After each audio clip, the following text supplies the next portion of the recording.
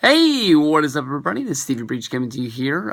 Daniel Bryan made his return at WrestleMania 34. I thought this honestly was a very cool moment where I'm glad that I am a wrestling fan, if that makes sense. Daniel Bryan spent a good chunk of his last 2 years basically fighting for something that he really believed in.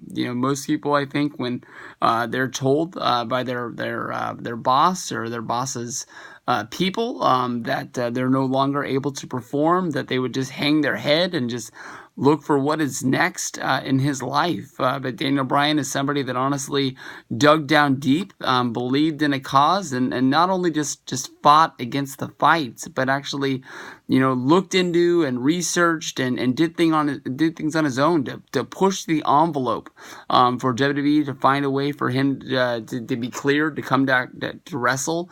There's some people who believe that WWE just got to the point where they knew that Daniel Bryan was going to go wrestle somewhere else and just believed that, they might as well just let him wrestle so that way, they don't lose him to, the All In show or to New Japan or Ring of Honor and make another company, get a big name that is out there, not make one big mistake.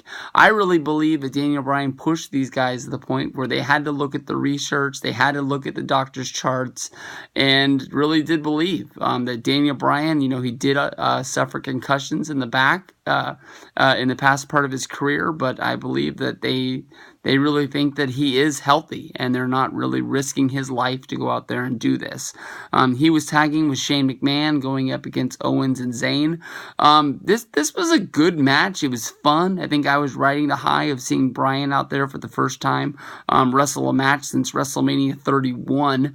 But for all the roller coasters that we've been through of him, winning I guess you even go back farther.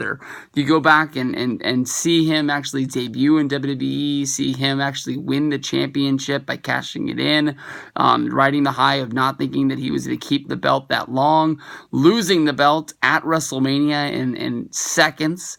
From there, pushing back and winning the championship yet again at WrestleMania 30 in the main event of the show.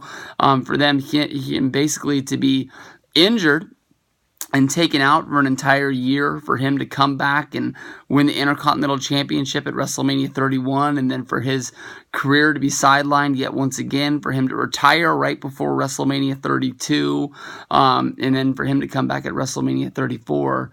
It was pretty good, pretty cool, fun moments, to see him to be able to come back. Shane, there's no nice way to say this. I really like Shane. I've been a fan of his, for his whole career. The guy's getting old. I mean, there is no other real way to put it out there. He did the Coast to Coast, the Van Terminator, as they like to call it, in ECW, when Rob Van Dam did it. But I don't know, man. I'm not sure if it's wearing off. I really wasn't the biggest fan of last year's match against AJ. Basically everything since the spear at Survivor Series for the Raw versus SmackDown ordeal, with Roman Reigns hitting that monster spear and him getting taken out. I think he's just getting up in there, and his style of fighting, wrestling, whatever you want to call it, it's not really like Vince's. I mean, Vince would go out there and get his ass kicked and get it handed to him, but Shane's always that risk taker, who's gonna want to be the guy who jumps off the cell or flies off a ladder, takes that big bump on the corner of the ring. I don't know if that's really gonna work for me anymore. Owens and Sami, I really thought that Bryan was gonna get the win, because I thought there was no way in the world they were going to beat Daniel Bryan in his return match. But then again, I didn't think that they were going to let Owens and Zayn continually be fired. I understand that, they're not really fired from WWE. They're just really fired from SmackDown. I'm guessing most people in the world are going to think that they're just going to show up on Raw tomorrow night, and I guess Angle or somebody in charge is just going to, just let them go and say, hey, you can be on Raw now. With Angle being a babyface GM. That doesn't really make a lot of sense to me. So I wouldn't be surprised if these guys still run Ruckshot over SmackDown and show up on Tuesday and cause hell there.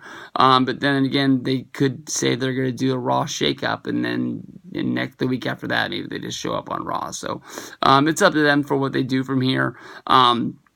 Bryan got taken out very early in the match, where it looked like they were trying to play up on his injury, where basically he even got up onto a gurney, I believe, for them to basically let him fight back into the match, where Shane ended up being the guy who got taken out, and Bryan had to fight off Owens and Zayn. When Sami tapped out there in the middle of the ring, I can honestly say that I was really surprised, but WWE's got a plan, and we just got to see how it follows out from here.